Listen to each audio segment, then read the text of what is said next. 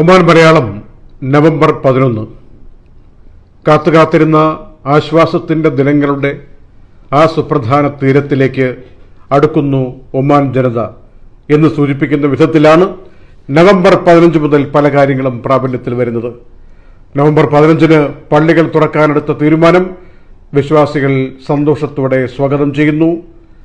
November 11-ആയ ഇന്നു മുതൽ പല രാജ്യങ്ങളിൽ നിന്നും ഒമാനിലേക്ക് വരുന്നവർക്ക് PCR ടെസ്റ്റ് നടപ്പിലാക്കുന്നു. നവംബർ 15 മുതൽ ഡിസംബർ 31 വരെയുള്ള കാലയളവിൽ ഇപ്പോൾ വിസയെല്ലാം എക്സ്പയറി ആയിട്ട് നിൽക്കുന്ന ആളുകളുണ്ടെങ്കിൽ ഫൈൻ കൊടുക്കാതെ, ഫീസ് കൊടുക്കാതെ അവരവരുടെ നാടുകളിലേക്ക് പോകാനുള്ള അനുമതിയാകുന്നു. ഒരു തരം മിനി പൊതുമാപ്പ് പോലെ. അങ്ങനെ നവംബർ 15 എന്നുള്ളത് എത്രയോ നാളിനിപ്പുറമുള്ള വലിയ ശുഭസൂചനയുടെ പ്രതീകമായി നമ്മുടെ മുന്നിൽ നിലകൊള്ളുകയാണ്. ഒപ്പം ദേശീയ ദിനം കൂടി ആഘോഷത്തിന്റെ മട്ടിൽ വരുമ്പോൾ ഒരുപക്ഷെ രോഗാതുരമായ കാലഘട്ടത്തിൽ നിന്ന് ഒമാൻ മറികടന്ന് പുതിയ തലത്തിലേക്ക് പ്രവേശിക്കുന്നു എന്ന വിവക്ഷ വരികയാണ്. എങ്കിലും പള്ളിയിൽ പോകുമ്പോൾ ശ്രദ്ധിക്കേണ്ട ചില കാര്യങ്ങൾ ഓർമ്മിപ്പിക്കുന്നു. നിങ്ങൾക്കറിയാമെങ്കിലും എല്ലാ ഗൾഫ് രാജ്യങ്ങളിലുമുള്ള നിയമം തന്നെയാണ്.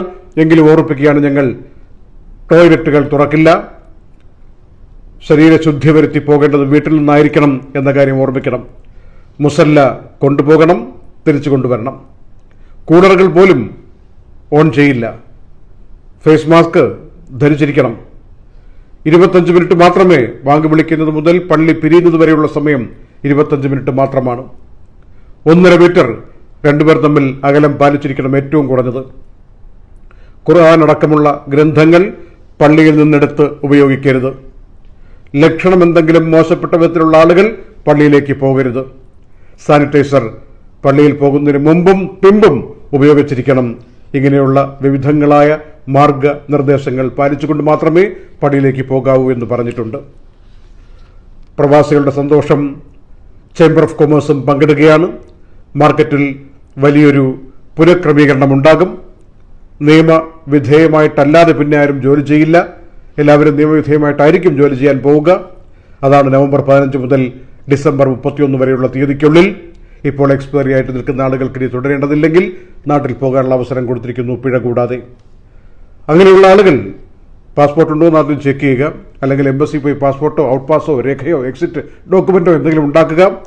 എയർ ടിക്കറ്റ് എടുക്കുക, PCR എടുക്കുക, എയർപോർട്ടിൽ പോവുക.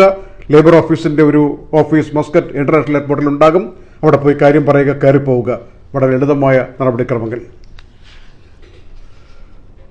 ഒരുപക്ഷെ ലോകത്തിലെ ഏറ്റവും കൂടുതൽ കാലം പ്രധാനമന്ത്രിയായിരുന്നിട്ടുള്ള വ്യക്തിത്വങ്ങളിൽ ഒരാൾ എന്ന് പേരുകേട്ട ബഹ്റിൻ പ്രധാനമന്ത്രി ഷെയ്ഖ് ഖലീഫ ബിൻ സൽമാൻ അൽ ഖലീഫ ഇന്ന് നമ്മെ വിട്ടുപിരിഞ്ഞുപോയി. 84-ാം വയസ്സിൽ അമേരിക്കയിൽ വെച്ചായിരുന്നു അന്ത്യം. ഇനിയിപ്പോൾ ബഹ്റിനിൽ കൊണ്ടുവന്ന് ഖബറടക്ക ചടങ്ങുകൾ നടക്കും. ഒരാഴ്ചത്തേക്ക് ബഹ്റിനിൽ ദുഃഖാചരണം പ്രഖ്യാപിച്ചിരിക്കുകയാണ്. ഷെയ്ഖ് ഖലീഫയുടെ സംഭാവനകൾ ലോകം മുഴുവനും അറിയാവുന്ന ഔദാര്യം നിറഞ്ഞ ജീവകാരുണ്യ പരിധിയിൽ അടിസ്ഥാനമാക്കിയിട്ടുള്ള വികസനത്തിലൂന്നിയ സമീപനങ്ങളായിരുന്നുവെന്ന് ലോക രാഷ്ട്ര നേതാക്കൾ അനുസ്മരിക്കുകയാണിപ്പോൾ. ഒമാനിൽ നിന്ന് 5 മരണം, 1321 മൊത്തം മരണസംഖ്യ. 302 രോഗബാധയും 303 രോഗമോചനവും. ഇപ്പോൾ 134 ആളുകൾ ICUവിലുണ്ട്.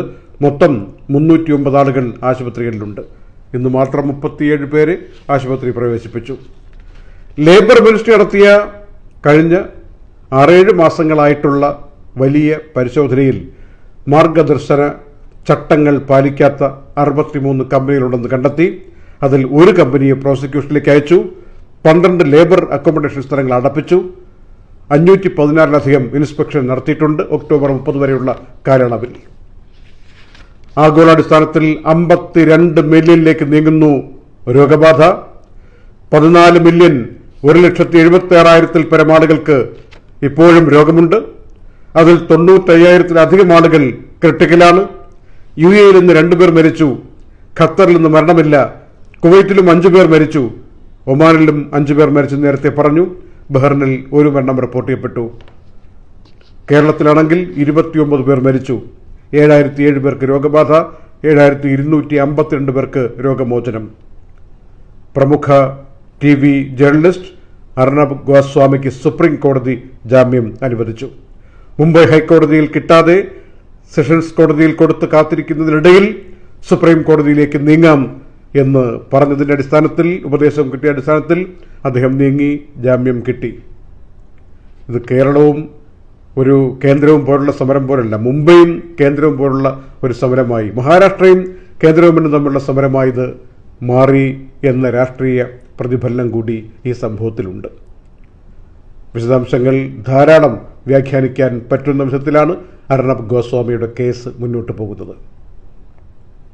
ഒമാൻ മലയാളത്തിന്റെ നവംബർ 11 സ്പെഷ്യൽ അപ്ഡേറ്റ് സമാപിക്കുന്നു. നന്ദി.